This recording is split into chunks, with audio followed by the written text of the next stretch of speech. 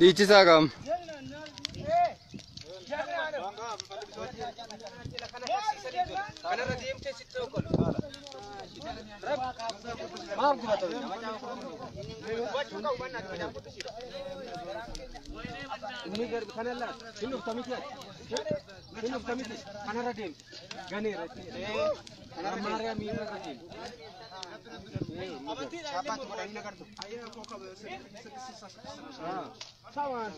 Maal balleessee jira gaa inni balleessee hubachuun qabu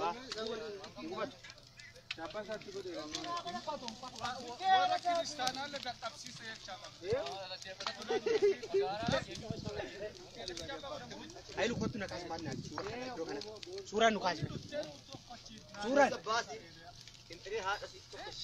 Esa jira maallate orsa madaalatu esa fedhen gogaa waraabessa oyin bakki gubbaan poosle maalda otu jala godhate aguma tin kaksiisuka isuma kanke aguma turi esa agubatu taw is Mofara gabareeti kun go dadhabees kaawwatee gala Shonjetu baasi bi mofara gabareeti Kana kem bali bereni ha anu qabadde aqaw jira kanam bofta jira jawweel jiru ata jawweel terge yo nun dandew Laalaa rameenni namichi. isa isi kanji me share goda group keessatti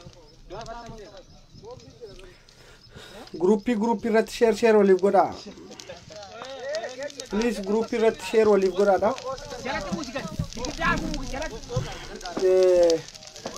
share oliif godha ummanni oromoo kaas keessatti argamtan share oliif godha warri rafaa jirtan kun namni rafaa jiru hin jiru hundi keenya iyyuu rafaa jiru wanni kanaan dura isinitti himaa turres halkanii guyyaa isinitti iyyaa turre amma kunoo ifatti Itoophiyaan uummata Oromoo lafarraa balleessuu irratti ijaaramtee kan isin jechaa turre nu amanuu dadhabuu keessanii fi propagandaan amma social media irratti oofamaa jiru waraana bilisummaa Oromootitu nama wannoo godha kan jedhamaa ture kunoo ragaa qabatamaadhaan waan isin duubatti argaa jirtan kana mootummaan Itoophiyaa uummata keenya akkasitti mana irratti gubaa jira jechuudha.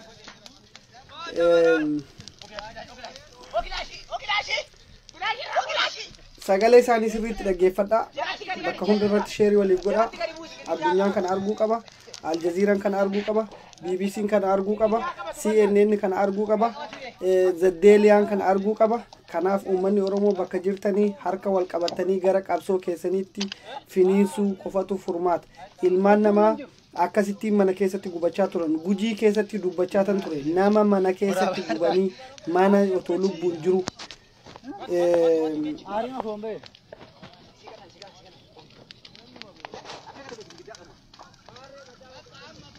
Amma namni keessa galimee namni keessa galuu qabdu.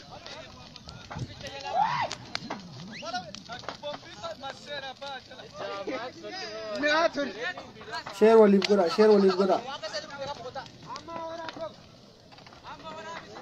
amma waraabi bannat amma sirriitti waraabi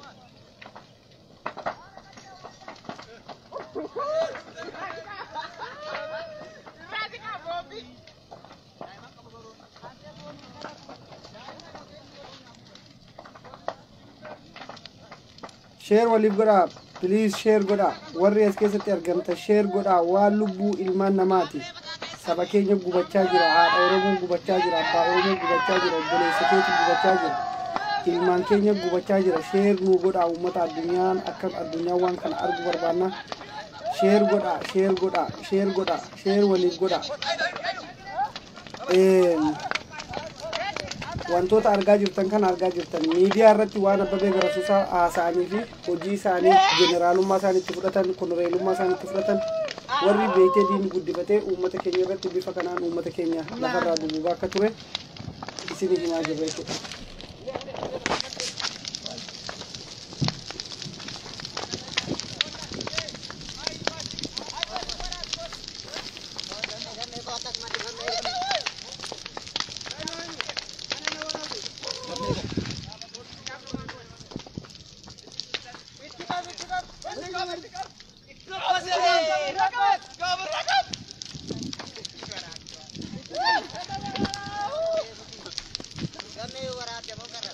share god oromo share god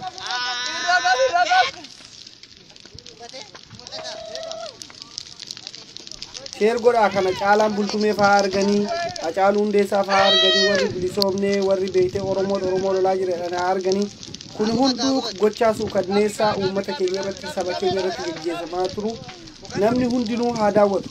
Koyaan keessa galuun qabu. Uummata oromoo hawaasa keenya kan biyya alaa jirtan share godhaa.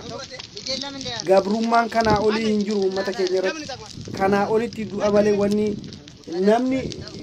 isaan achi keessatti naqanii gubaa jiran laalaa kana. Gogaa waraabessee jedhanii mana uummata keenya akka isaan gubaa jiran. Amma as keessa maaltu jira?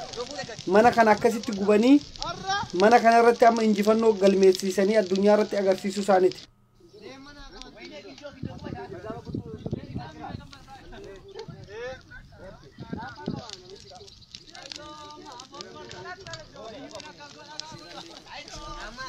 Dhiichisaa qaama.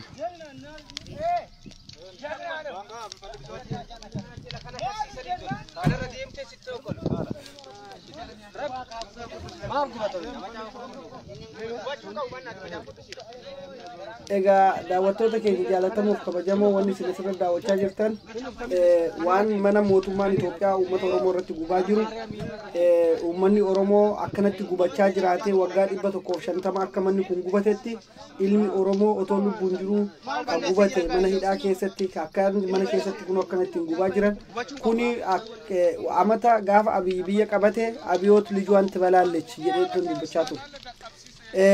Yeroo sanitti maaliifan kana jedhe akkaataa uummanni Oromoo namni kun yoo hundeessaa gadi fagaate yoo beeytee ammaan dabnee bakka sanirraa 4 kiiloo kana keessaa hin baasin uummata keenya fixaa uummata keenya balleessaa yoo beeytee deeninati ijaarratee akkasitti poolisii ijaarratee saba keenya lafarraa fixa yeroo jechaa ture uummanni Oromoo anaan maraata dhanaan jechaa ture har'a ifaafifatti uummata kanarraa gibirri guurramee qabeenyi uummataa gubatee namni lubbuudhaan as keessa gubateeti biyya bulchinaa Itoophiyaa bulchinaa badhaadhina jedhanii paartii badhaadhinaa boggaafatanii mana abbootiin qabeenyaa mana isaanii ijaarratan uummata keessaa uummata beekee manatti naqanii akkasittiin gubaa jiran jechuudha.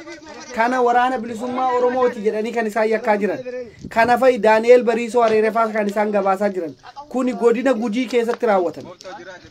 Kanaafuu waan kana uummanni Oromoo warri biyya alaa jirtan warri beeytee qabsoo Oromoo kana asiifachi harkisaa jirtan qabsoo kanarraa dhaabbadhaa isiniin jenna. Qabsoon uummata Oromoo dhiigaaf lafee Oromoo lubbuu namaatitu as keessatti badaa jira. Nama lubbuun jiru as keessatti gubaa jiran. Uummanni kun namatu ijoollee namoota achi keessatti gubaa jiran. Sinii galee mootummaan nama achi keessatti hidhee akka isaan wannoon goone waraanni kun akkasittiin uummata keenya Gujii keessatti fixaa jiran. Namatu achi keessa gubachaa jira. Wanni isin laalaa jirta kun ilma namaatitu achi keessa jira. Sinii galee mootummaan nama shaneedha jedheeti uummata Oromoo akkasittiin gubaa jira. Kana Nageessoo Dodubee faatu harka keessaa qaba. Nageessoo Dodubee nu irratti seera hojjedhaa akka isin mootummaa kanarratti hin dubbanne jedhee shira inni biyya alaa kana keessatti hojjechaa jiru uummanni Oromoo kana quba qabaachuu qaba.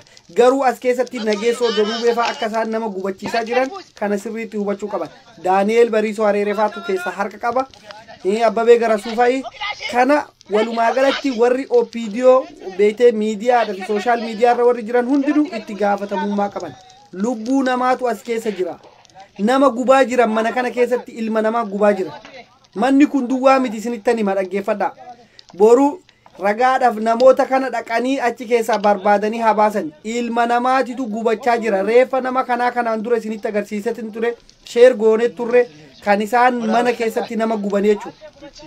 Isinii galee kana ofii isaanii gaafa Rabbi dhugaa baasu gaafa Rabbi haqa baasu dhimmi kun kana asirraan gadi bahee ilma namaatitu as keessa gubachaa jira. Amma namni keessa galimee namni keessa galuu qabu. Qabeenya fi ilma namaatitu waliin gubachaa jira. Isinii galee kanaaf uummanni Oromoo iyya dabarsaa gara Amnesty International Human Rights Watch kan biyya addunyaa kanarratti argamu hundaaf nu facaasaa warri barreessitan warri wantoota kana as keessatti akka bakki kun dhaqee qoratamee lafeen nama achi keessa akka bahu dhibbarraa dhibbattan isinii wannoo jedhaa jechuudha. Kanaaf isaan wanni isaan gochaa jiran dhaggeeffadhaa waan isaan jechaa jiran namni keessa akka jiru kana quba qabaadhaa. kanaaf uummanni Oromoo wanni yeroo hedduu bara dheeraa isinitti lallabaa ture, bara dheeraa dhiyyaa ture. Uummanni kuni biyyi Itoophiyaa jedhamtu uummata Oromoodhaaf furmaata otoo hin taane uummata Oromoodhaaf summiidha. Uummata keenya beektee balaa qabdi. Itoophiyaan nurratti ijaarramte, Itoophiyaan nu ajjeesuuf ijaarramte yeroo jechaa turre hundi keessan namoonni muraasa qofatu waan kanarratti cicheen wajjiniin bakka kana ga'ee jechuudha. Har'a garuu deebi'anii otoo lubbuu namaa otoo abiyyiin ajaja abiyyiin ilmi namaa mana keessatti gubachaa jira. Abiy Ahmed nama mana keessatti gubaa jira laala. Waraana marsanii waan isaan godhan achitti namoota kana harka isaanii duubatti hidhanii beenzinetti naqanii akkasittiin uummata keenya manatti qabsiisanii manaa wajjin abiddatti qabsiisanii gubaa jira. Sinigala kanaaf uummata keenya yaa Oromoo gabrummaan ati teessee dhala kee irratti eeggachaa jirtu. Gabrummaan ati teessee otoo mana keessa Harargee keessatti Muhammad Amin akkatti inni ajjeefame isinitti himaa jirra argaa jirtan. Amma kuni nama lubbuun jirutu achi keessa gubachaa jira.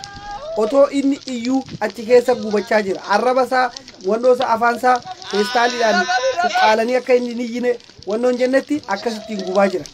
Akkasittiin ilma namaa gubaa jira. Kana uummanni Oromoo kana taa'ee ilaala. Kana mootummaa kiyya jedha. Kanan deeggara jedha ilmi namaa. Ameerikaa fi Awustiraaliyaa teessee biyya intala biraanee jedhaniin ka biyya Ameerikaa keessa jirtu kan beekee ilma nama taakkalee uumaa wajjiniin qabeenyi biyyarraa guurramee maqaa isiitii fi maqaa abbaa manaa isiitiin waan Ameerikaa keessatti banameef kana propagaandaa Minilik akkana godhe maaloon akkana godhe nuun jechaa jiru. Kanaaf Oromoon namoota akkasittiin kana eenyummaa isaanii ni beekna, hojii isaanii ni beekna, waan isaan akkasitti dhiisisu biyya alaa keessaa ni beekna jechuudha. Hojjetanii nyaachuu hin dandeenye hatanii uummata Oromoo saamanii saamsisanii akkasittiin jiraachuu barbaada. Kanaafuu uummanni Oromoo kana hubachuu qaba jechuudha. Kana beekuu qaba jechuudha. Innaa agartanii akka waan namni keessa jiruuf abidda itti tuqachaa jiran. Akka ilmi namaa keessa jira waan ta'eef kanaafi isaan egaa amma shaneedha, xonqaayidha, maaloo jedhanii maqaa meeqa moggaasanii uummata keenya akkasittiin yeroo isaan guban teenyee laalaa jiru. Kaabinoota kana hojjetan teenyee laalaa jiru. Kaabinee fidee waraana marsiisee ilma namaa mana keessatti gubsiisaa jirru teenyee dhaggeeffachaa jiru. Mootummaa Oromooti jedhanii asirratti Facebook irratti gabbahanii lallabaa jiran. Kana dhugaan qabatamaa ragaan qabatamaa kana jiru. Baddannoo keessatti kana raawwatan. Arba guguutti kana raawwatan. Wallagga lixaatti kana raawwatan. Jiddu galeessa Oromiyaatti kana raawwatan. Har'a uummanni kun bakka tokko miti. Wallagga keessatti illee manneen gubachaa turan. Uummanni horiin mana keessatti lubbuun namaa ilmi namaa mana keessatti kan gubachaa ture waraanni akkasittiin marsee gubaa ture. Waraanni beektee kana gaafa nama gube jeneraalummaa argatan. Aangoon isaanii hin dabala, miindaan isaanii hin dabala. Kanatu warra kanatu boru as bahee abbaa qabsooti, abbaa haqaati. Isin uummanni keenya bifa kanaani warra akkasittiin saba isaa uummata isaa irratti wallaalaa uummata waa tokko hin beekne uummata nyaata itti kennanii dhugaatii itti kennanii biiraa quubsanii laala waan isaan harkisaa jiran achi jalatti laala mana kana keessatti laala waan isaan achi jalatti itti dhiibaa jiran akka reeffi namaa mul'anneef wanni isaan akkas gochaa jiran akki reeffi namaa as keessaa hin mul'anneef itti yaa'anii mana kana itti marsanii gubaa jiran. Kana uummanni Oromoo hawaasni Oromoo kan biyya alaa kan mirga dhala namaatiin falmitan gabbahaatii addunyaatti iyya. Nama gubachaa jira as keessatti mana miti kan gubachaa jiru mana qullaa miti ilma namaatii keessa jira obboleessa keetii keessa jira abbaa keetii keessa jira haadha keetii keessa jira intala keetii fi ilma keetii keessa jira jechuudha. Sinigalee kanaaf wanni baay'ee nama gaddisiisu wanni gochaan suukanneessaa jaarraa 21ffaa keessatti jaarraa 21ffaa keessatti gaafa kana nurratti raawwatan as teenyee miidiyaa kanarraa karaa Itoophiyaan dimokiraatessinee Itoophiyaa kana goone jettanii nuti hiitan. Kanaaf uummanni Oromoo piliis dammaqa. Piliis ka'a waraana kana bira dhaabbadha. Piliis gaallee biyya keenya lubbuu teenya haa kenninu. Lubbuu tiyya nan kenna. Ani taa'ee biyya faranjiitti kana laaluu hin fedhu Sinigalee. Ani wantin ani beeytee biyya kana keessa taa'ee waan kana hamma yoomitti namni du'e ni obbaafate. Warri achi keessatti gubatan kun obbaafatanii jira. Ijoolleen achi keessatti abiddaan gubachaa jirtu kun obbaafattee jirti. Maaliif isaan dhiiga isaanii baqa waan jireenya isaanii lubbuu isaanii takkitti qabu uummata Oromoof Oromiyaadhaaf kennanii jira. Kan taa'ee gubachaa hafnuu jechuudha. Kan taa'ee boohaa hafnuu jechuudha. Kanaafuu kuni dirqama keenya kan nurra jiru kan uummanni Oromoo hubachuu qabu, kan uummanni Oromoo beekuu qabu, kana hatattamaan wal bira dhaabbannee waraana bilisummaa Oromoo bira dhaabbannee biyya mataa keenyaa yoo hin ijaarratin kana booda Oromoon furmaatan qabu. Sinii galee kana booda uummanni Oromoo takka gara kamiinuu seefirra abiddarra deemaa jirta. Abidda sitti qabatee si guba irraan abidda jalaan abidda. Kana waliigala biyyattii keessatti akka isaan caasaa bobbaasanii amma namni keessa galimee namni keessa galuu qabdu. Ibbarraa dhibbatti itti fufaa wanti kun akkaataa mootummaan kun namuma Oromoo waan Oromoo fi Oromummaa ofirraa qabu ganaa uummanni keenya lafarraa dhumuudhaa deema. Kanaaf hammaan ka'a. Dammaqa wal bira dhaabbadhaa. Ijoolleen biyya keessa jirtan, ijoolleen Oromiyaa keessatti argamtan kara hundaan hiriirri keessan qabsoon keessan itti fufuu qaba. Yeroon isin amma itti kaatanii wal bira dhaabbattanii duuti namni abiddaan gubachaa jiru teessanii maal eegdan? Hamma yoomitti eegdan? Karaan banamee konkolaataan jara kana fidee dhufu guutuun ilmoo namaatitu as keessa gubachaa jira bar. Dhala namaa kan ji'a sagaliin guddate nama boru biyya jijjiiruu danda'u. Nama beektee ijoollee meeqa dhalee ijoolleen isaa boru doktooraa fi injineera ta'uu dandeessu. Warra kanatu as keessa gubachaa jira jechuudha. Warra kanatu as keessatti dhumaa jira jechuudha. Mootummaan mana gubaa jira otoo hin taane nama gubaa jira. Ilmaan Oromoo gubaa jira.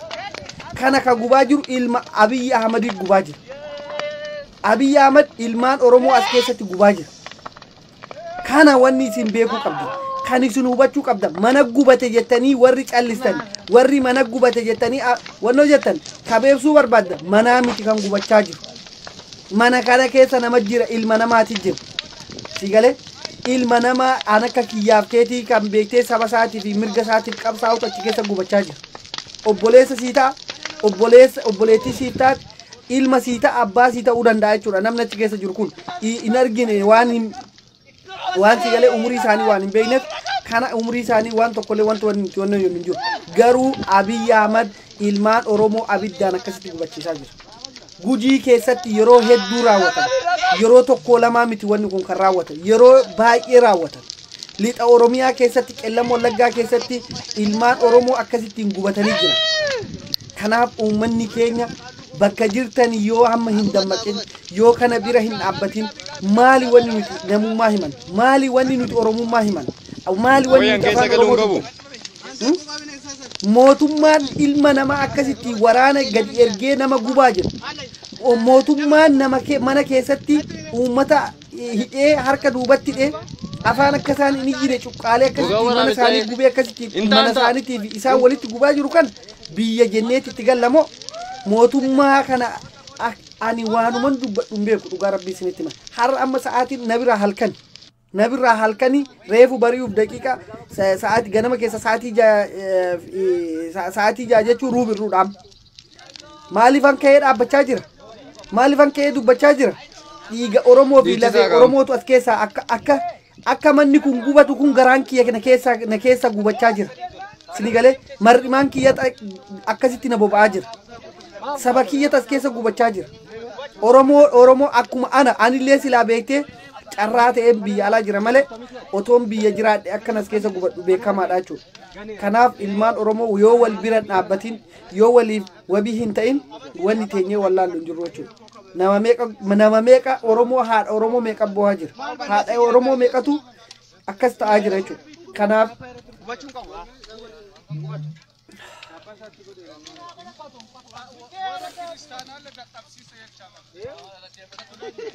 hoolaa abbaan qabne taanee hunduu siyaasaa isaa miidhagfachuudhaaf hunduu beektee aangoo barbaachaaf jecha lubbuun namaa ilmaan namaa as keessa gubachaa jira jechuudha. Lammii keenyatu as keessa gubachaa jira. Nuti biyya faranjii kana keessatti nama ta'uu keenyaaf jiraachaa jirra malee waan sooressa taaneef miti jechuudha. Waan beektee nuti asitti namaa ol qabeenya qabaannee barnoota qabaannee miti nama isin jedhanii nu jiraachisaa jiran. Har'a as keessa biyya faranjii keessa ilmaan gaarii hammachaa ilmaan keenya guddifachaa ilmaan sabni keenya akkasitti mana keessa gubachaa jira jechuudha. Mootummaa waraana irratti dhangalaasee akkasitti uummata keenya gubaa jira. Isinii galee yoom kaatanii falmattan, yoom kaatanii uummata kana bira dhaabbattan, eenyutu uummata kana bira dhaabbachuu deema?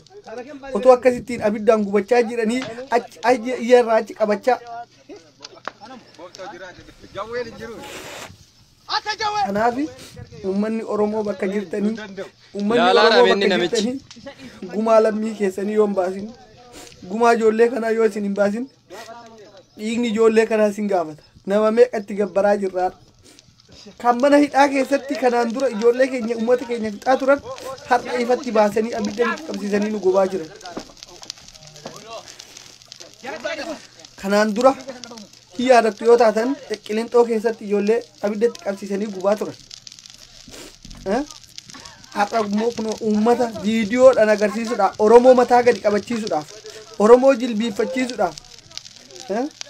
Har'a haati eebbisaa addunyaa fa'aa akkatti isaan yeroo darbe bo'aa jiran argitanii jirtan jechuudha. Hundumti keessanuu argitanii jirtan. Kanaafuu waan tokko waan dubbadhu hin qabu, waan jedhu hin qabu Oromoo, waan isinitti himu hin qabu.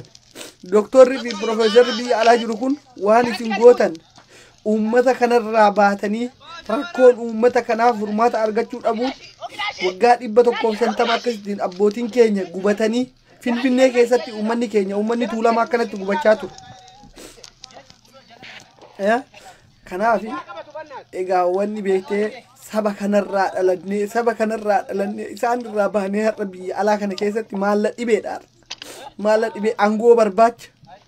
Isinii galee kanaafuu warri saba isaatiif qabsaa'u akkasitti nafxanyaan deebitee nurratti dhaabbattee ganaa harmaa fi harka kunoo harka muraa fi harma muraa otoo sodaannu jiraan otoo lubbuun jirru mana keessatti nu gubaa jiran jechuudha. Amma namni keessa galimee namni keessa galuu qabu. Beektee Gujii keessatti yeroo darbe abidda keessa akka inni gubate lafee isaa walitti guuranii yeroo isaan Facebook irra facaasan amanaa hin turre. Garuu amma laala yeroo meeqan dubbachaa ture Gujii keessatti ilmaan Oromoo gubachaa jiran mana keessa horii isaanii wajjiniin nama qofa miti bakka horiin fi namni illee walitti gubatee jira. Kanaaf as taa'atii waanuma wannoodhuma haasa'aati. Waanuma beektee ittiin karabaatii keessan uffatanii miidiyaa irratti nama of agarsiisu kana qofaaf haasa'a. Uummanni Xaaliyaanii warri barate saba isaatiif dhume doktora meeqa dhume biyya Chaayinaatti biyyoota addunyaa kana keessatti waa'ee koronaatiif. Isin garuu uummata keessaniif wareegama kaffaluu dadhabuu keessan uummata kana carraa irratti laallattanii yeroo irratti laallattaniit uummata kana irratti roorrisaa jirtan. Uummanni beektee televezyiinii qabu akka keessanii waa hunda hin argine kana asirra dhaabbattanii hundi keessanuu birrii nyaachuudhaaf konkolaataa gaarii yaabbachuudhaaf ilma namaa gubdanii aangoo barbaadan jechuudha. Uummata keenya akkasittiin har'a otoo obboleessa kiyya ta'e otoo abbaa kiyya ta'e otoo anas ta'e akkuma kana jechuudha. Asuma keessan gubadhaa jechuudha. Kanaafuu carraan kun uummata Oromoo hunda qaqqabuudhaaf deema. Yoo ati amma kaatee hin lolatin, yoo ati amma kaatee beektee hin qabsaa'in yala kanarra wanni tokko salphinni kanaa oliin jiru miliyoona 50 himan. Miliyoona 50 taanee har'a obboleeyyan keenya gaafa mana keessa gubatan teenyee laalla. Teenyee walitti quba qabna.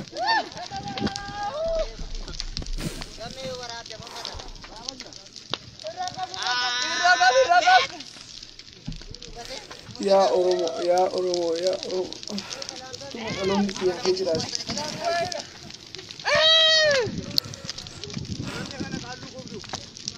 Kanaaf warri as keessatti wannoo jechaa jirtan lammii keenya akkanatti gubachaa jiru kana bahati sagalee ta'aa fi biyya alaa kana keessatti Ameerikaa keessatti nama tokkotu ajjeefame jedhee akkanatti uummanni gabbahee hamma har'aatti uummanni hiriirarraa deebi'aa jiru. Asitti garuu ilma Oromoo tas keessa gubachaa jiru.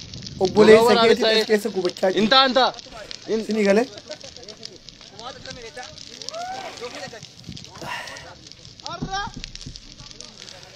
ayyaa Oromoo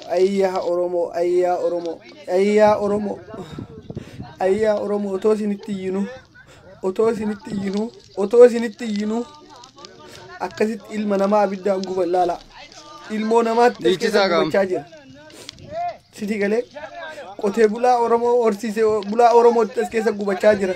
Kan beektee gosa namni yeroo baay'ee maal inni ganda maqaa namaa laaltanii gosa laaltanii nama jala yaatan. Garuu lammiin keenya akkana gubachaa jirti beektee.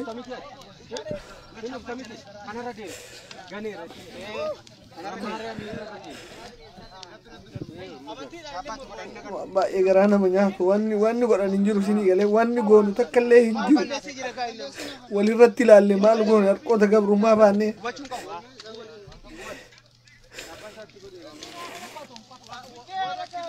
Yeroo kaan artistii Oromoo ajjeesanii lafarraa argise yeroo kaan mana hidhaa keessatti ajjeesan har'a garuu ifarratti gabbaasanii akka addunyaan daawwatutti akka mataan Oromoo ilmaan Oromoo akka kana booda gabbaatee Oromummaa ishiitiin hin dubbannetti akka namni ijoollee keenya nu jalatti kolaasuudha kun ibsa. Sammuun ijoollee keenya akka beektee waa'ee Oromoo hin dubbanne gochuudha amma isaaniitti beektan garuu kun itti nu jabeessa malee of duuba nu deebisu. Ini galee of duuban deebisu of duuban deebinu du'aaf ajjeechaan kana caalu dabarree jira. Onni takkaa wanni of duuban deebisu hin jiru. Oromoon kana booda of duuba deebi'u tokko illee hin jiru jechuudha. Ini galee Oromoon tokko kana booda of duuba deebi'u tokko hin jiru. Kanaafuu uummata keenya sheerii waliif godhaadha. Uummata Oromoo sheerii waliif godhi. Oromoo ka'i qeerroo ka'i. Qeerroo kee ciiftee mana keessatti gubannaan eeginii ka'i. Laalaa rameenni namichi.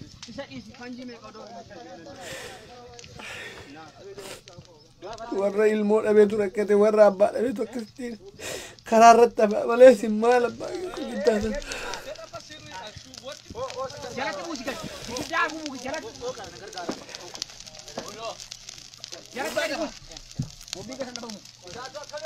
Kana kunoo wanni uummata keenya irratti raawwatamaa jiru. Kana jiru wanni Oromoo irratti raawwatamaa jiru kana. Kana saba keenya irratti raawwatamaa jira. Oromoon beektee rasaasa waxalamee jijjiirama kana fide aangootti itti kennee beektee koottaa. Warri kaleessa qabsoo Oromoo ilmaan abbaa gadaati jechaa turtan. Kunoo mana abbaa gadaa gubaa jira. Ilmaan abbaa gadaa gubachaa jira. Qe'een sii galee qe'ee warri gadaa Oromoo asii bakka kanaan gahe jaarraa meeqa guutu kana akkanatti gubachaa jira. Ilmaan Oromootii warri jechaa turtan. Oromummaan isaanii kunoo kana. Nafxanyummaan isaanii ifaaf ifatti ilmaan keessan ijoollee abbaa keessan mana keessatti akkasittiin gubaa jiran. Kana gubachaa jira. Ilma namaatiin gubachaa jira. Sini galee kanaafuu bakka jirtanitti warri beektee amma beektee Jawaar mana keessa gubatutti eegdan taatanii amma Kamaal mana keessa gubatutti eegdanii amma Daawud Ibsaa mana keessa gubatutti eegdanii kana laaltan. Amma namni keessa galimee namni keessa galuu qabu. Siyaasaa Oromootitu Itoophiyaadha kaanseriidha jedhanii sheerii godheetan jira argitanii yoo jiraattan sheerii godheetan jira wanni ijoolleewwan dhaboonni kutaa jiran. Biyya kana keessatti wal sobuu fi wal sosobuun hin ta'u. Namni Itoophiyaa jeeqaa jiru namni Itoophiyaa irratti rakkina uumaa jiru jaarmiyaa siyaasaa Oromootii jedhanii Oromoo irratti Oromiyaa irratti xiyyeeffatamee ilmaan Oromoo bifa kanaan gubachaa jiran. Kana ijji kee argaa jira. Wanni isaan miidiyaa feesbuukidhaan kan jechaa jiran. Televezyiinii irra dhaabbatanii kana gochaa jiran. Televezyiinii irraa dirqamni kun darbee Oromoon mana keessatti gubachaa jira. Sigalee televezyiinii irraa kana wanni isin beeku sirra jiru warra Abinii fi warra Abiyyiitu warra kana hojjechaa jira. Nutti maa jiran jaarmiyaan Oromoo hamma badutti hamma waan Oromoo jedhamu lafarraa badutti Itoophiyaan nagaa hin argattu kaansariidha jedhanii isinitti maa jiran. Kanaafuu wanni isin teessanii eeggattan du'a. Wanni isin ciistanii eeggattan du'a. Gadi baatanii mana keessanitti hin deebitan. Kana hubadhaa. Kana beeka. Lubbuu namaatiin nu bararee nu boosisa. Sigalee wanni asirraa argannu ilma namaatiif achi keessa gubachaa jira. Nama ta'uu keenyaaf faranjiin kan nu beekne kan afaan keenya hin beekne kan aadaa keenya hin beekne ilmaan namaatiin nu jedhanii nu jiraachisanii ilmaan keenya keessa har'a afaan Oromoo baratan biyya kana keessatti. Garuu ilma namaa mana keessa gubanii akkatti isaan waraana kana bobbaasan laala. Ilmaan namaa dhaqaa guba. dhaqaa mana keessa gubaa jedhanii kana uummanni Oromoo kana hawaasni Oromoo taa'ee ilaalaa jiru. Hawaasni maqaa Oromootiin ijaarame kan biyya alaa kana keessa jiru kana gadi baatee kan hin falmanne maal falmachuudhaaf deema. Ilmi namaa mana kana keessa kan gubachaa jiru. Lammiin kee ka as keessatti gubachaa jiru. Saba ati kaleessa irraa baate ka as keessatti gubachaa jiru. Kanaafuu uummanni keenya wanni Oromoo irratti deemaa jiru. Koyan keessa galuun qabu. Irratti godhamaa jiru. Tokkoon nama hundaa dhaqabuudhaaf deema. Tokkoon jalduu keessatti kaleessa maal cobii keessatti ka ajjeefame ka ilmi isaa ijoollee sadii mana keessatti rasaasan dhaqanii magaalaa walakkaatti wannooti banan warra waraana bilisummaa Oromoo galchuudhaaf adda durummaadhaan isaan ergaa turantu mana isaanii magaalaa walakkaatti dhaqanii waraanatti banan ijoollee sadii obbolaa sadii bakka tokkotti rafarrafan obboleettii isaanii fudhatan obboleettii ijoollee isaanii fudhatanii deeman sini gale kuni jalduu keessatti kan ta'e warri beekee mootummaa kana jala dhaabbatanii mootummaa kanaaf hojjetan borumaatii keessanirra dhufuudhaaf deema waan jaarsi jedhe dhaggeeffadhaa kaleessa waraana kana galchuudhaaf adda durummaadhaan hojjechaa turre waraana galchaa jedhanii nu erganii har'a garuu waraana qallabdu jedhanii magaalaa walakkaa irratti mana keenya irratti dhukaasa bananii waraana fidanii nu marsiisanii jedhanii kan dubbachaa jiran magaalaa walakkaatti baadiyyaa akka kanaa miti magaalaa walakkaa keessatti illee wanni akkanaa akka raawwatamee jiru magaalaa cobii keessatti uummanni Oromoo guutuu ka beeku mucaa miila isaa cite kan beektee argaa jirtan kun hundinuu uummanni Oromoo hin beekatu kuni baadiyyaa keessatti bakka namni nagarre akkasitti marsanii guban uummanni bakka sanii yaa'eeti nama san ijoollee warra maatii san ka hambise uummata naannoo san jiru ollaa san jiru dhukaasa san gaafa itti baasan uummanni beektee gadi yaa'ee gara nama 30 moo nama 60 mana hidhaa geessanii achi uummanni ganama isaa gabbahee hiriira nagaa bahee karaan cufamee jennaan uummata san mana hidhaati yaasan magaalaa walakkaatti kan kuni raawwata kun immoo baadiyyaa keessatti nama kana qabanii arraba wannoo kana qabanii maatii akkuma jiranitti abiddatti qabsiisanii gubaa jiran harka isaanii fi miila isaanii walitti hidhanii akkasitti nama gubaa jira mootummaan kun kana wanni nuti falminu kanaaf gadi baanee diina uummata Oromooti yeroo isin hin jennu waan nuti kijibu waan ani kijibu tokko miti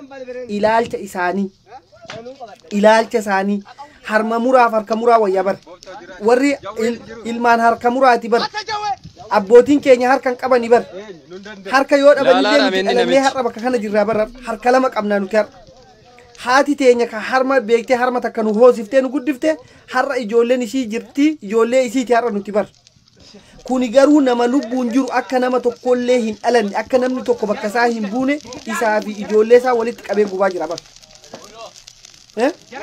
horiin illee waliin gubachaa jira bar nama qofaa miti horiin illee waliin gubachaa jira kana gabbaanii miidiyaa irratti wanni isaanii propagaandaa oofan wanni isaan haasa'an biyya eegna jedhan biyya eegaa jiran akkasittiin biyya eegan Itoophiyaa eegan ka Amaarri bakka kanatti hin gubatu ka gubatu Oromoodha sigalee Oromoon Itoophiyaa ta'uu hin danda'u yeroo isin jechaa ture Oromoon Itoophiyaan Oromoo hin hammattu hammachuu hin dandeessu yeroo isin jechaa ture isin anaan beektee maraata dhanaan jechaa turtan anaan beektee ati wallaala dhanaan jechaa turtan nama meeqa jala fiigdan Itoophiyaan maaliif Oromoo otoo har'a nafxanyaa ta'e har'a bakka kana namni beektee bakka kanatti mana miti wannoo kibriitii takka lokkosanii deeman otoo mana Amaaraa ta'e otoo Amaarri tokko as keessa jiraateen waa tokko hin godhan waan Oromoo ta'eef gubachaa jira waan beektee Oromoo ta'aniif mana keessatti dhumaa jiran Itoophiyaa eegaa jiran Itoophiyaa beektee Itoophiyaa isaan barbaadan san eegaa jiran Oromoon immoo Itoophiyaa miti gaa Oromoon Itoophiyaa ta'uu dadhabe Itoophiyaanis Oromoo hammachuu dadhabde kanatu warri profeesara ofiin jedhu warri doktora ofiin jedhu kana walitti amma namni keessa galimee namni waan kana walitti fayyadamna jedhaniiti akkasittiin uummata keenya dhabaasa akkasittiin saba keenya lafarraa balleessaa jiran akkasittiin uummata Oromoo lafarraa fichisiisaa jiran Itoophiyaa fi Oromoo walitti fayyuu hin danda'u waliin deemuu hin danda'u isaan kun waraana Itoophiyaati warra Itoophiyaa ijaaru Oromoon Itoophiyaa keessatti ijaaramuu hin danda'u Oromoon gubachuu qaba baduu qaba ilma namaati kan isaan gubaa jiran ilma Oromoo gubaa jiran as keessatti. Si galee garuu Amaara otoo ta'e bakka kana beeytee isaan kara kanarraa illee hin bahan. Gaaddidduun isaanii illee bakka kanan dhaabbatu. Sini galee kana uummanni Oromoo kana beektanii kana hubattanii kana aqiiqeffatanii waraana kana bira hoon dhaabbatin. Maaligaa wanni kanaa oli maal jedhee isinitti hima? Doktorri Oromoo eessa jirtaarra Profeesarri Oromoo eessa jirta? Kan kanaan dura Itoophiyaa fi Oromoo walitti fayyadu waliin jiraachuu danda'a. Wal dandeenya. Maaloo jechaa turtan Itoophiyaa ijaaraa jiran. Oromoo keessaa diiganii Oromoo otoo lubbuun jiru abiddatti qabsiisanii gubanii kunoo. Si galee ilma namaatii kaa as keessa gubachaa jiru kun. Ilmaan Oromootu mana kana keessa gubachaa jira. Lammii kiyyatu achi keessa gubachaa jira si galee. Obboleessa kiyya. Kanaafi uummanni Oromoo as bakka kana hunda warri beektee silaa hin beekna barannee jettan. Of duuba deebitanii of laalaa isiniin jedheetin jira. Ammas of duuba deebi'aati of sakattaa. Yoo of hin sakatta'in uummata Oromoo ofii keessanii buu hin baranne Oromoo irraa baradhaa. Qotee bulaa irraa Oromoo irraa baradhaa. Qotee bulaan kun mirga isaatiif mana isaa keessatti gubachaa jira. Nama saamee miti. Akka keessa warqata baatee aangoo naa kennaa jedhee miti. Aan Oromoodha Oromoo ta'een dhaladhe Oromoo ta'een guddifadha ijoollee kiyyan guddifadha jedhee mana isaa keessatti dhaqanii abiddatti qabsiisanii gubaa jiran. Sini galee Finfinnee dhaqee aangoo hin gaafanne. Sini gala Adoolaa dhaqee aangoo hin gaafanne. Wanni isaan gubachaa jiranii mana isaanii keessatti waanuma Oromoo ta'anii lafa san waan barbaadaniif lafa san jala waan warqiin jiruuf lafa san jala waan patroolli jiruuf kanaaf lubbuu namaa gatii dhabe. Qotee bulaan Oromoo akka ilmaan warra Oromoo ta'ee baranne jedhu kan warra doktora ofiin jedhu kan kana gaafatanii miti isaanan konkolaataa barbaannaa mana barbaannaa jedhanii miti bakkuma itti uumaman kana achumatti horii isaanii baafatanii ilmaan isaanii galfachuun hin danda'amu waan Oromoo ta'aniif. Si galee nuti Oromoodha afaan biraa dubbachuu hin dandeenyu aadaa biraa fudhachuu hin dandeenyu. Kanaafuu nu dhiisaa jedhan malee wanni tokko wanni isaan uummanni kun bakka kanatti wanni badee mirga namaa bakka isaan dhiiban hin qaban. Eenyuun eessatti dhaqanii nama dhiibu? Yoom dhaqanii aangoo isaaniitti wal dhiiban?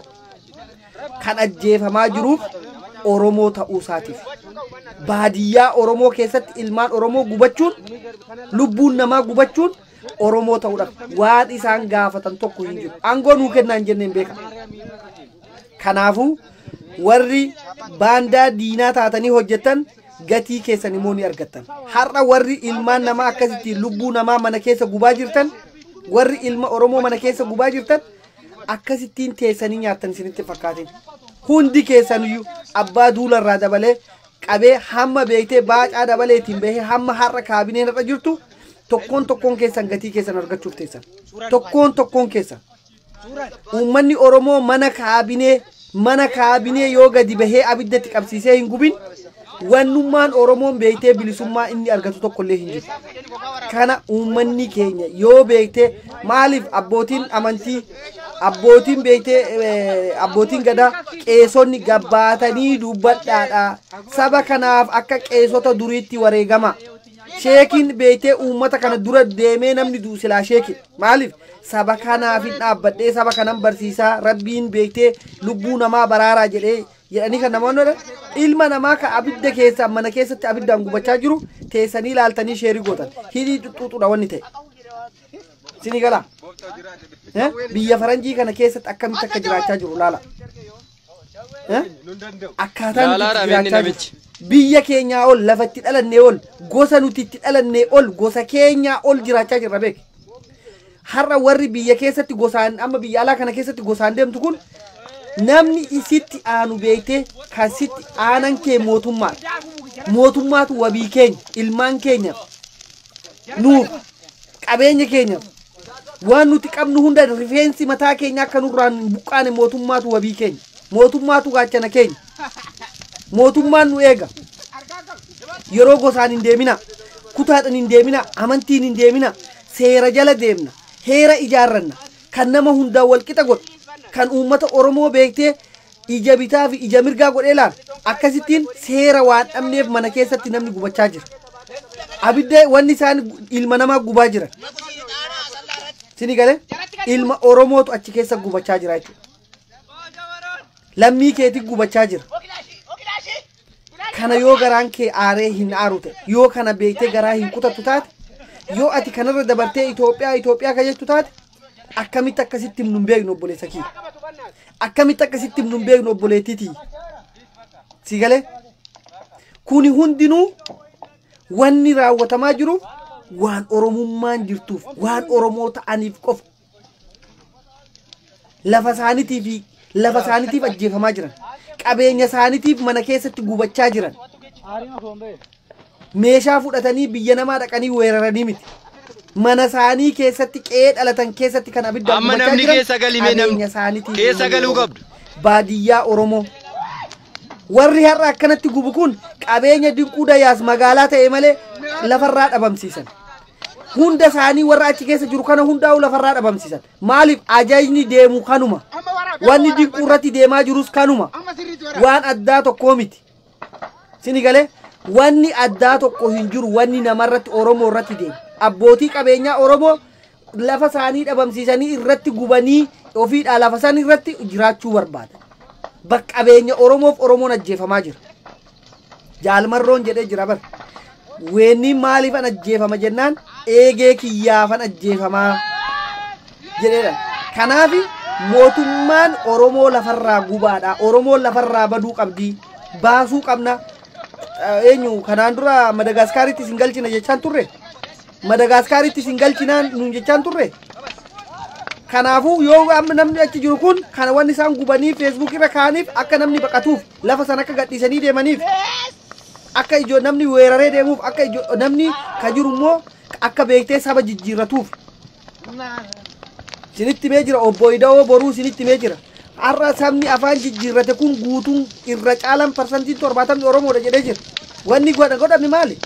Minilik bifa amma hojjetame kanaan hojjetee jira. Minilik siidaan Minilik kan ijaarame sun gaafa Minilik harma muraaf harka muraa hojjetan akkanuma hojjechaa turan.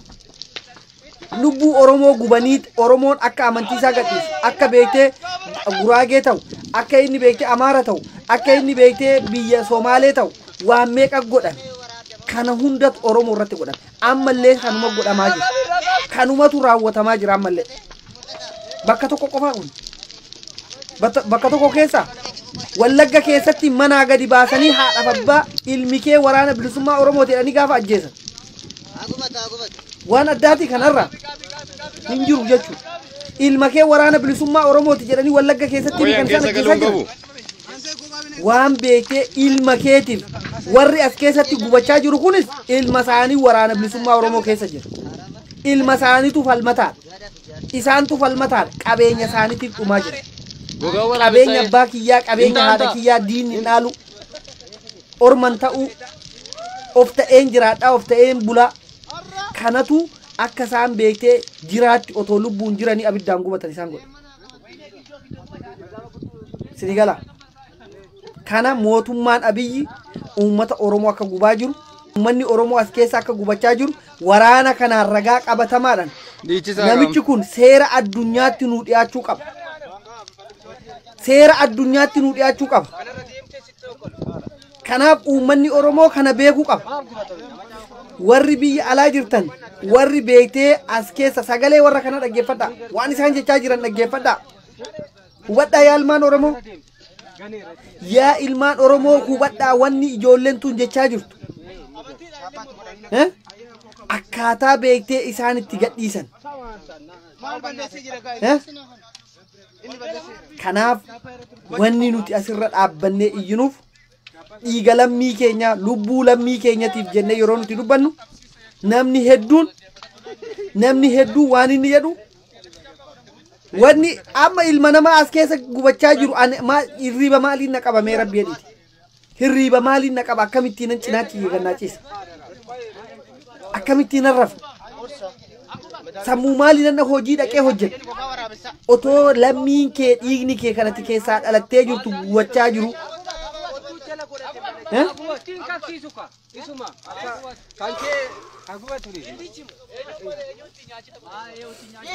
Kanaaf ani akka nama tokkootitti wanni isinii dhaamu wanni isinii qoodu yoo jiraate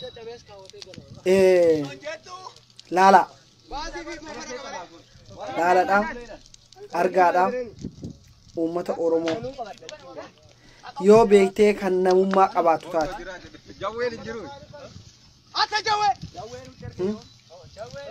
qeerroo laalaadha menni namichi harree Oromoo maanguddoo Oromoo gara dirree qabsoo deema. Gara dirree qabsoo deema. Wanni sitti dhaamu kana. Haadha Oromoo teessee du'a ijoollee keetii teessee mana keessatti gubatiin keetii teessee mana keessatti gubatiin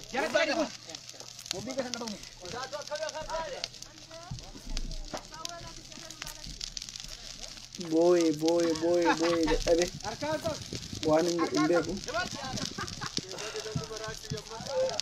garuu guyyaan kun isin dara barri kun isin dara seenaan kun beektee akkuma har'a gubanne kanatti hin hafnu akka amma gubachaa jirru kanatti hin hafnu namni bar nama saamee shiftaan nama saamee namarraa deema bar shiftaan si saamee warqee ati qabdu sirraa baafatee qabeenya ati qabdu sirraa fudhatee deema bar garuu qabeenya kee sirraa fudhatee ka akkanatti abidda sitti qabsiisee si gubaa jiru kun hin jiru biyya lafaarra takkaa raawwatamee hin beeku si galee takkaa jireenya kiyya keessatti beektee waa silaa namni nama saamu namni saametu waanuma barbaade irraa fudhatee deema waan barbaade sani isaan garuu wanni isaan gochaa jiran uummata keenya biyyarraa barsiisu sini galee kanaaf uummanni Oromoo amma namni keessa galimee namni keessa galuu qabdu bakka jirtanii kaasanii waan kana gubbaa irratti yoo uummata keessanii saba keessanii hin dhaabbatin yoo uummata kana hin dhaabbatin yoo uummata kanaaf sagalee hin ta'in qeerroon bilisummaa Oromoo kan biyya keessa jirtu yoo waan kana ka argaa jirtu ka daawwachaa jirtu yoo waan kana teessee ilaalta taate tokkoon ilaa Finfinnee sitti dhufa jechuudha ilaa Finfinnee sigala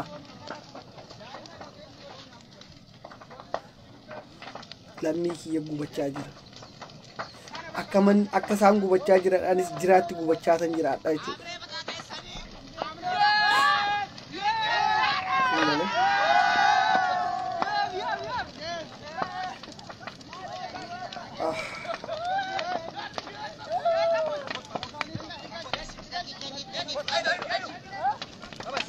kana kunoo wanni uummata keenya irratti raawwatamaa jiru Oromoon akkanatti gubachaa jira qabeenya isaatiif jettee qeesaa irratti gubatee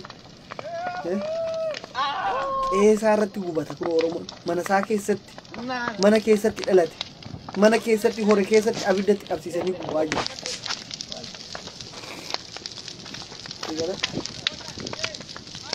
kanaaf as bahanii diraamaa hojjetanii fiilmii hojjetanii shanee akkana godhe shaneen mirga dhala namaatiif dhaabbate shanee jechuun warra beektee ilmi namaa tokko qeensi namaa miti rifeensi namaa namarraa buqqa'uu qabu warra jiru waraana bilisummaa Oromoo warra lubbuu isaanii kennee ilmaan Oromoo jiraachisa yeroo isin hin jennu waan beeknuuf waan keessatti dhalanneef waan sirriitti waraana kana beeknuuf isin galee waraanni bilisummaa Oromoo lafa yoo nama qotaa jirutti dhufe argaa jirtan fuudhee qotaa jira qoteeti abbootii isaa gargaaraa jira haadholiin gaafa bishaan waraabanii deemaa jiran bishaan irraa fuudhee manaan geefii deema kuni mana isaanii keessatti harka isaanii fi miila isaanii walitti hidhee mana isaanii keessatti abiddatti qabsiisanii gubanii irratti geeraraa jira irratti sirbaa jiran ilma namaa mana keessatti gubanii itti sirbaa jira inta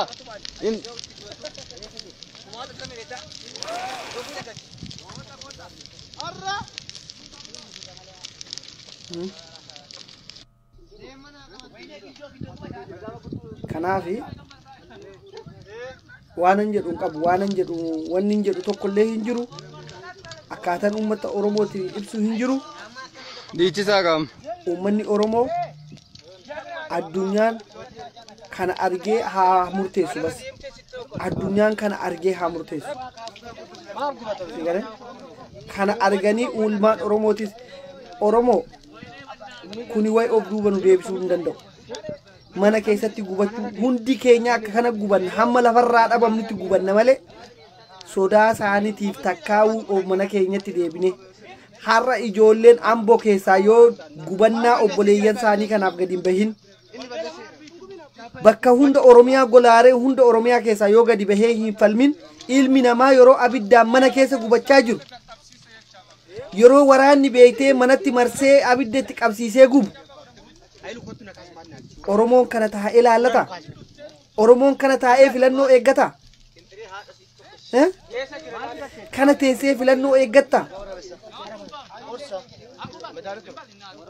har'a bar otoo Jawaarii fi Maraaran fa'aa mana kana keessa jiraatan namni tokko otoo silaan quban qabaanne inuma gubanii bar akkuma isaanii gubatanii dhuman isaanis abbaan fedhe Daawudis otoo achi keessa jiraatee numa gubata jechuudha ilmi namaa lubbuun namaa numa baate jechuudha lubbuun namaa lubbuudha beektee sinigale kanaaf oromooni kanarratti beektee yoo garaa hin kutatin oromoo gola oromiyaa hunda keessaa yoo kun gubachuun ilmaan oromoo yoo isaan hin kaasin lammiin isaa kan gubachaa jiru kun yoo isan kaasin yoo rorroo kana beektee ofirraa hin darbin yoomiyyuu ka'uudhaaf hin deemu jechuudha yoomiyyuu ka'uudhaaf hin deemu yoomiyyuu dhaabbachuuf hin deemu sigale filannoon nuti eeggannu filannoo abiddaan gubachuu ta'u lafa keetii fi qe'ee keetii irratti tokko tokkoon sirratti bobbaasanii akka abiddaan gubattu taate jechuudha kana qofa wanni si eeggatu sigala kana qofatu si eeggata kana hubadhu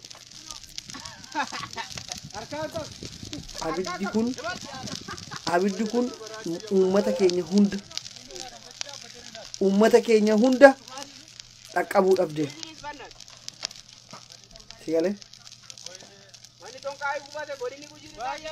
kanaaf abbaan gadaa eessa jiraam abbaan gadaa eessa jiraam eessa jira abbaa gadaati amma kun dhuguma uummata oromoo bakka bu'aa kun abbaa gadaa oromooti kun lammiisaa qe'eesaa uummata kana akkanatti abiddaan gubatu mana keessatti kan taa'anii ilaalan kan taa'anii dhaggeeffatan abbootiin amantaa ni jiranii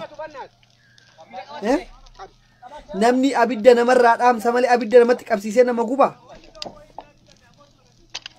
namni abidda namarraa dhaamsa malee abidda namatti lubbuu nama lubbuu qabutti abidda qabsiisee guba namni fayyaa qabu mootummaan biyyan eega biyyan bulche namni na filadhaa isinan bulcha jedhu yoo filattan akkam isin gochuu deema namni kun yoo aangoo kennitaniif akkam isin gochuu deema kan har'a abidda amma namni keessa galimee namni keessa galuu qabu ka uummata gubaa jiru ka ijoollee dhalattuu maanguddoo abidda itti qabsiisee mana wali qabee gubaa jiru kun akkam ta'a yoo biyya kana beektee bulchedhanitti kennan maal gochuudhaaf deema kana sirriitti hubattanii kana sirriitti beektee itti yaaddanii jirtanii moo akkanumaan haasa'aa jirtan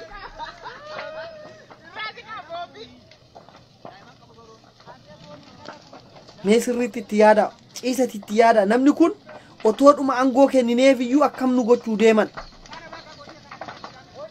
qaleeti chaayinaa fi gara chaayinaatti ekspoortii isin gochuu deema gaafa aangoo seera qabeessan akka feete nu godhi yoo jedhaniin ilma namaa qalee gara chaayinaatti geessuudhaaf deema jechuudha kana shakkii takka hin qabaatina jala mureetan sinitti hima si galee foonarreetii kan isaan ekspoortii gochaa turanii ilma namaa biyya san keessaa qalanii ekspoortii gochuuf deeman kanaan duras gochaa turan si galee kanaafuu wanni isin teessanii eeggattan kana qofa qalamtanii kiiloodhaan gurguramuu qofa teessanii wal nyaachuu qofa ta'a malee wanni beektee mootummaan filanneetii biyya nu bulchaa jettanii eeggattan hin jiru jechuudha hin jiru garaa keessan kutadhaa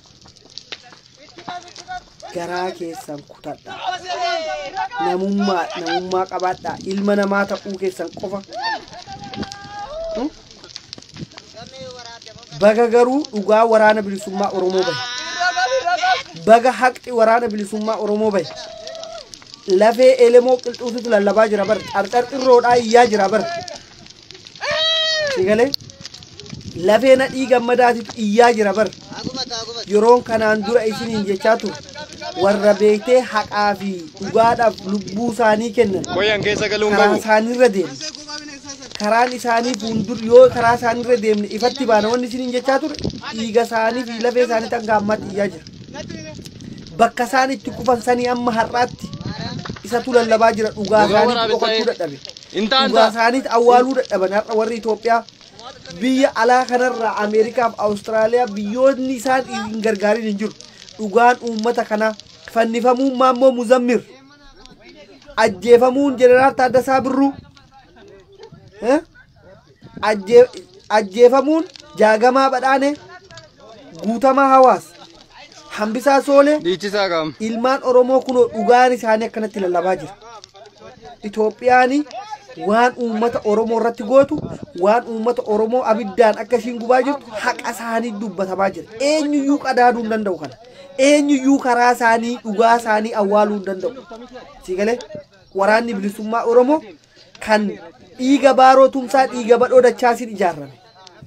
Kan akkanatti abbaan fedhe itti dhufee diiguu danda'u miti. Sinigalee kanaafi dhugaan Oromoo na awwaalla. Dhugaan Oromoo hin dhokatu sigalee awwaaluu dadhaban. Jiraatti uummata keenya gubanii as bahanii biyya bulchinaa shiftaa eegnaa abaluu akkana maqaa moggaasanii otoo nama lubbuun jiru abiddaan gubaa jiranii.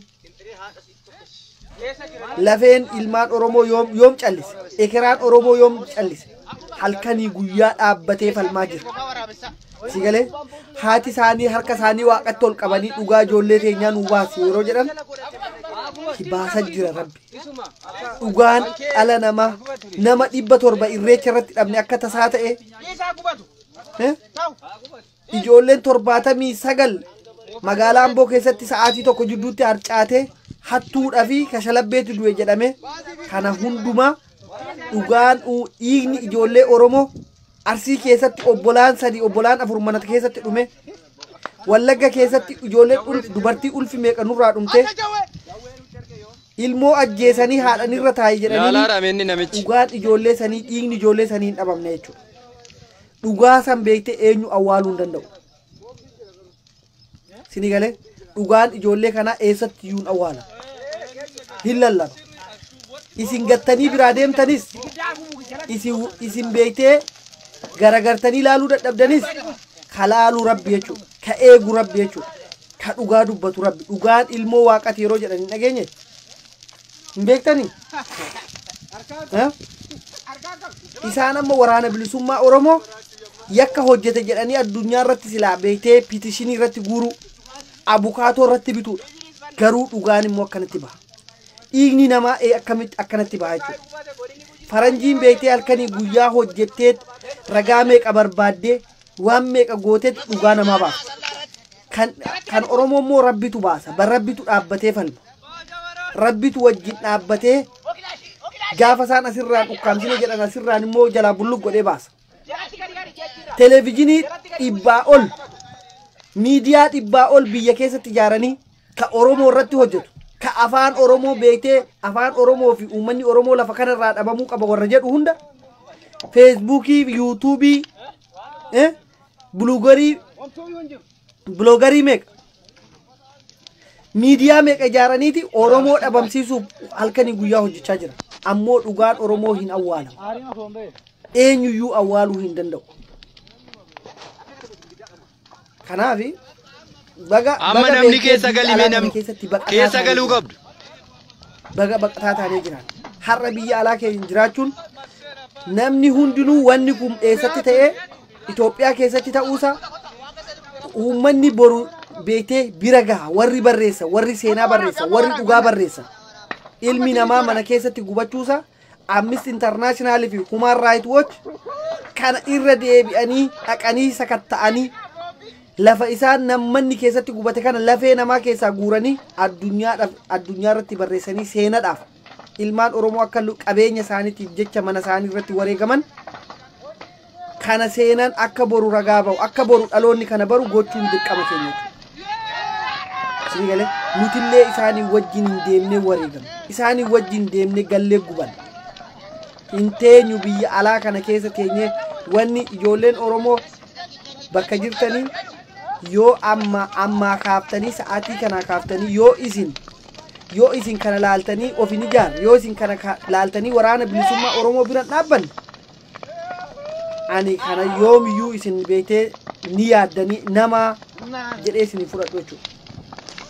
So kanaafu galatoomadha yoo rabbi jedhee dhugaa waan kana Facebookii kiyyarra page irra jira dhaqa laala namoota beekee kanaan dura Gujii keessatti isaan namoonni amma mana kana tokkicha argitan malee nama hedduu mana keessatti gubate Gujii keessatti nama hedduu horiin otoo nafin re'een otoo nafin hoolan otoo nafin ilmi namaa fi horiin bakka tokkotti itti marsanii abiddatti qabsiisanii guban kana amma argaa jirtan kana jechuudha. Sini galee horiin Oromoo illee gubatee jira. Oromoo qofa otoo hin taane lubbuu namaa qofa otoo hin taane re'een illee gubattee jira. Hoolan illee gubattee jira. Kana nurratti hojjetu. Kana nu godhan. Kana Gujii keessatti kan raawwatamaa jiru kana. Wallagga lixaa keessatti qeellam Wallaggaa keessatti kan raawwatamaa jiru kana. Koyan keessa galuun qabu. Kana kanaaf gabbaanee dubbanna. Kanaaf gabbaanee iyyina. Ilmi namaa lubbuun namaa lubbuu rabbi uume ilmi namaa maaliif balleessa? Kan rabbi uume. Gogaa waraabessa'ee. Kan namni beekee lubbuu namaa uumuu waan hin dandeenyeef kan balleessaa jiru ilma namaati si galee. Birriif jecha qabeenya Oromoo bunaa fi warqii Oromootiif jecha Oromoon gubachaa jira. Si galee. Kanaafuu bakka jirtanii dammaqa ta'aa waraana bilisummaa Oromoo bira dhaabbadhaa waraana gargaaraa jennee isin kadhan halkanii guyyaa isin kadhan sini gala warri soba jettan bar kunooti bar ragaansaa kunoo achirratti baatanii waan isaan dubbachaa jiranii fi uffannaa isaanii kun hunduu ragaadha bar waan isaan haasa'an hunda sagalee isaanii wajjiniin jira bar soba dhugaadha soba wanni Oromoo sobuma simbiratti wanni yoom dhugaa ta'ee beeka yoom dhugaan dubbatamee beeka simbiratti yoom dhugaa dubbatanii beekta ilma nama abiddatti qabsiisaa gubaa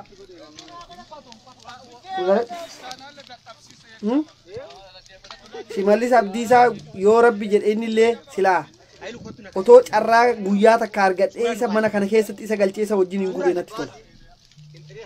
Sini galee. Ini haadha raawu.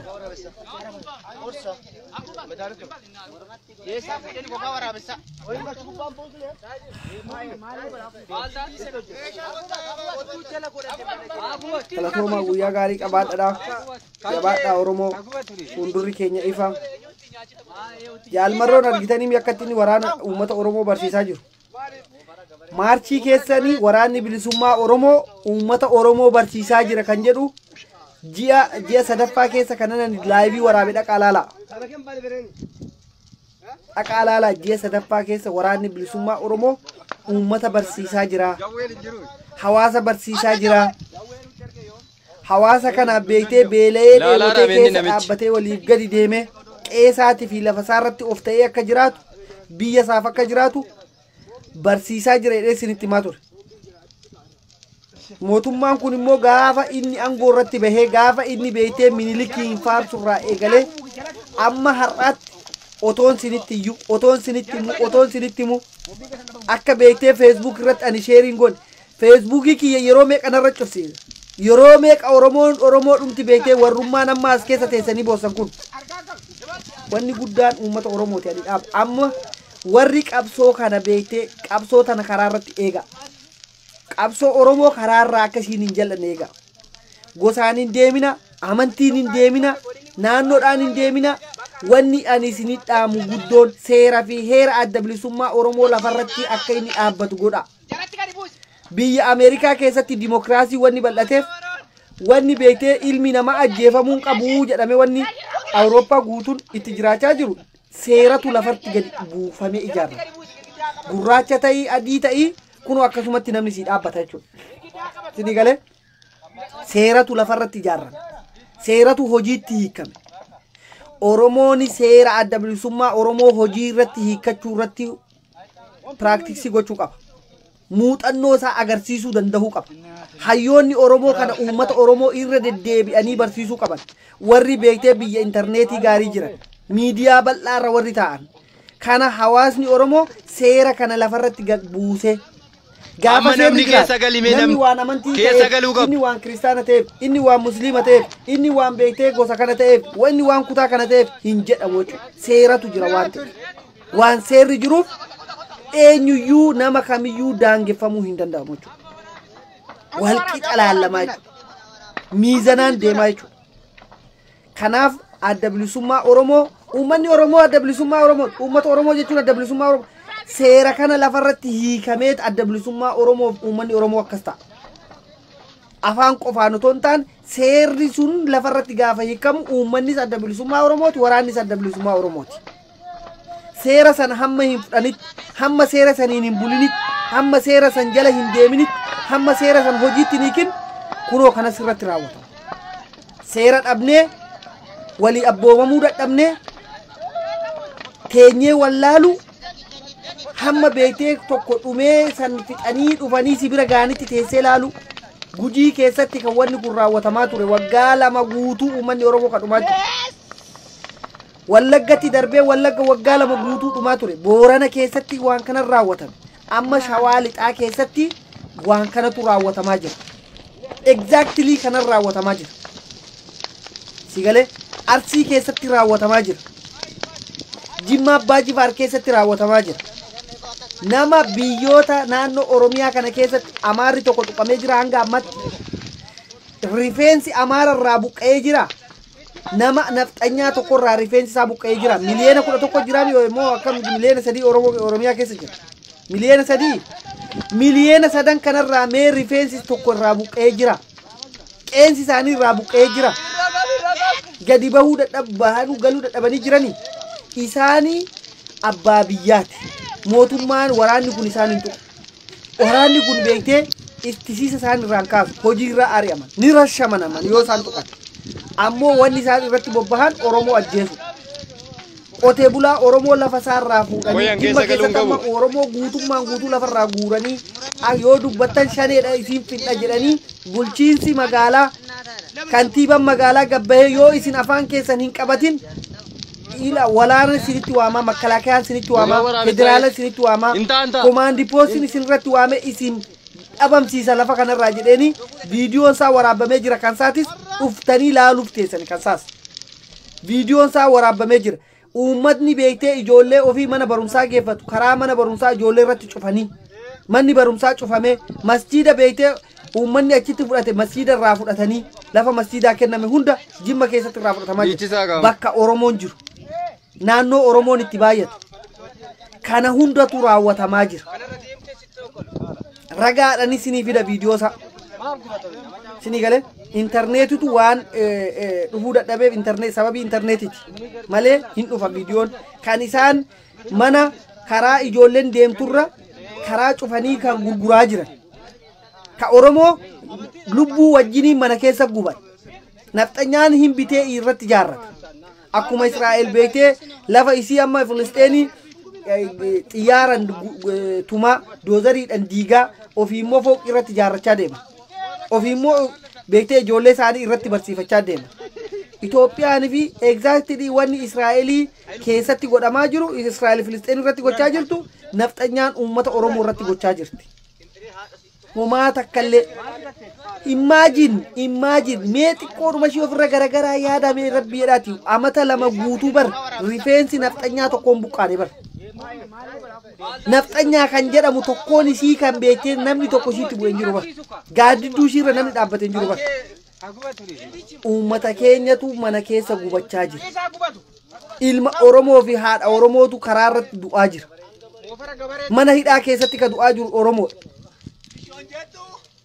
Nafxanyaa hidhamu argitanii beektu? Nafxanyaa hidhamee mana hidhaa keessatti ajjeefame argitanii beektu? hinjiru waggaa lama guutuu namni isaan irraa hidhamu hinjiru mana hidhaa hinjiran kan ala jiru beektee kan namni illee tuqee aarii dhumaan illee namni tokko kan isaan hin laalaa rameenni namichi mootummaan marseet isaan eega isaanuu qawwee qaban isaanuu mootummaadha isaanuu abbaa fedhe ajjeesan abbaa fedhe hiisisan sigale sigala kanaaf oromoon immoo ilaa daangaa keeniyaa kan jirutu ajjeefamaa jira finfinnee irraa kaasee hamma daangaa keeniyaa hamma daangaa somaalee kan jiru hunduu ni ajjeefama sigale amaarri tokko amata lama kanan keessatti bar namni amaarri tokko rifeensi isaa qeensi isaa otoo irraa hin buqqa'inne waliigal oromiyaa keessatti ilmaan oromoo lubbuun otoo jiranii mana keessatti gubaa jiran eenoo gabbisaa baga nagaan dhufte barnoonni isin barattan laala siyaasaa isin uummata oromoo irratti hojjettan laala sababii keessan uummanni keenya mana keessatti gubachaa jira abbaa seerati isin mootummaa kanaaf allaamuddin gadi baatanii iyyaa turtan uummata kanaaf garuu sagalee isin har'a waan isin gochaa jirtan laala isin uummanni kun akka keessanii aangoo barbaada fi miti kan du'aa jiru qeesaati irratti lafa isaatiif jedhee mana keessa gubachaa jira sigala walii gad deemtanii karabaataa hidhattanii yoo barbaadan nyaatanii yoo barbaadan dhiiftanii garuu qotee bulaan oromoo ka ibsaan mana isaa hin jirre ka bishaan naannoo isaa hin jirre bishaan lagarra haa dubartiin oromoo dugdatti baattee kan waraabdee namni keessa galimee namni keessa galuu qabu ka ibsaa naa galchaa hin jenne ka beektee hospitaala naa ijaarallee jedhee hin gaafan waan fedha isaanii waan hojjetan mana isaanii dhaqanii baadiyyaa keessatti dhaqanii manaa wajjiin abiddatti qabsiisanii guban akkasitti hojjetamaa jira kuni waraana Itoophiyaati Itoophiyaan oromoo irratti bifa kanaan ijaarame Itoophiyaa fi oromoon akkamitti waliin ta'a akkamitti waliin deema akkamitti waliin jiraata waan hin jirre waan biyya lafaa kana gubbaa irratti hin jirre namni du'aa fi namni jiraa waliin jiraata dhabaram Itoophiyaa fi oromoo wajjin hin jiraachifne jechuun nama du'aa fi nama fayyaa waliin jiraachifna du'aanii fi fayyaan mana tokko keessa waliin jiraachuu hin danda'u yookaan du'aatu biraa baasanii awwaalan yookaan nama lubbuun jiru santu biraa bahee bada nuti akka kana oromoon akka kana kanaafi wanni isin hojjettan warri barattan warri beekumsa qabna jettan warri beeytee waraqata guurtanii walii gadi deemtan nama fuuldura dhaabbatanii miidiyaarra dhaabbatanii isin inuma saalfanne bar abidda ija keessaniin beeytee ija barbadaa gootanii ija diimeffattanii hayyuu goota fakkaattanii as baatanii dubbatan kan namni uummata keenya lubbuu namaa irratti ilma namaa taanetti biyya alaa kana keessa jira nama ta'uu keenyaaf jiraachaa jira nama ta'uu faranjiin dheengadda gurraachi ajjeefamutti gadi baate sigale kanaaf tokkoon keessan warri beektee miidiyaa alaa kanarra naannoftanii uummata oromoo burjaajessaa jirtan dhaabbadhaa kadhadhaa yoo barbaaddan isinii kennina anuu goofandii isinii guura yoo barbaaddan warri kadhaa barbaaddan warri hojjetanii dafqa keessan hin jiraachuu hin dandeenye warri kadhaa malee ija harka namaa laaluu malee hojjetanii akka namaatitti irree keessan hin jiraachuu warri hin dandeenye isiniifan kadhadhaanuu gadi bahe lubbuu namaa nama gubachiisinaa mana keessatti akka namni gubatu hin godhina qotee bulaan oromoo akka gubatu hin godhina haati oromoo halkanii guyyaa akka boochu hin godhina kana isinii dhaabna hayyoonni oromoo isinii kadhanna dhugaa rabbii tan isinitti rabbi ijoollee kiyyarra nakkaa'in isinii gabbahee kadhadha karaarra dhaabbadheellee isiniin kadhadha yoo barbaaddan garuu ilmaan namaa akkasittiin abidda akka gubatu hin godhina marcuma keessan bakka teessan laallachuudhaaf jecha bakka itti hirkattan laallachuuf jecha oromoo lafarra ilmi namaa akka gubatu hin godhina sini galee ilmi namaa akka gubatu hin godhina dhiichisaa qaba kanaafuu ani waa'een hayyoota oromoo otoo silaa hamma har'aatti seenaa oromoo keessatti bar qotee bulaan oromoo ka qabsoo oromoo gurguran jiru Haji Adam Saddoo nama kifilii 12 baratee miti wanni garaa nu baate garaatti nu deebite jedhee akkanatti afaan keessa godhee nyaate wanno waraqaa baala irraa fidee sigale har'a otoo doktora tokko ta'e waraqata sanuutti kennee jara sanaa kunoo amma warruma barate warri akkanatti uummata keenya gubaa jiru warra barate isaan garuu wanni garaa nu baate garaatti nu deebite jedhaniiti nyaatanii liqimsanii ani du'uu wayye jedhaniiti lubbuu isaanii kennan. Waraanni bilisummaa Oromoo jaalfalmataan eegad ilmaan Oromoo akka hin duuneef sagliinsaa waraanni inni hoogganu akka hin duuneef lubbuu isaa kenna. Sigale lubbuu isaa takkittii qabu ka kenne gaafa san kanaaf.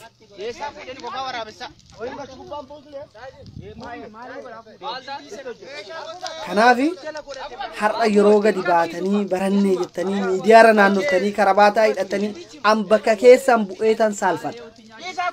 Ani bakka keessan bu'eetan qaana. Qalbii kiyyan na caba nama keessa dhaabbadhee dubbachuu dadhaba. Maaliif?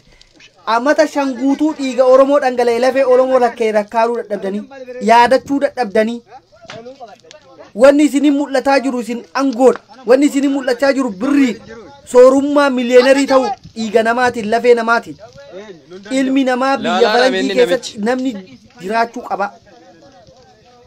Namni beektee horuu qaba.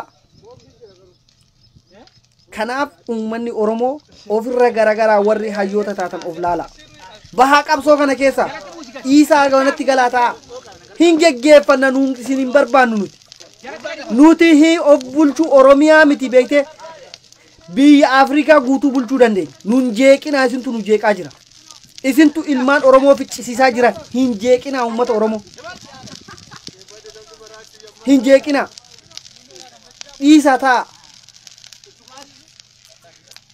Sinitti himnee jirra kadhaa yoo barbaadan lafti har'a nafxanyaan bakka sanii biyya san keessatti jiraachaa jiru bar qabeenya Oromoof jedhee Oromoo fixaa jira bar.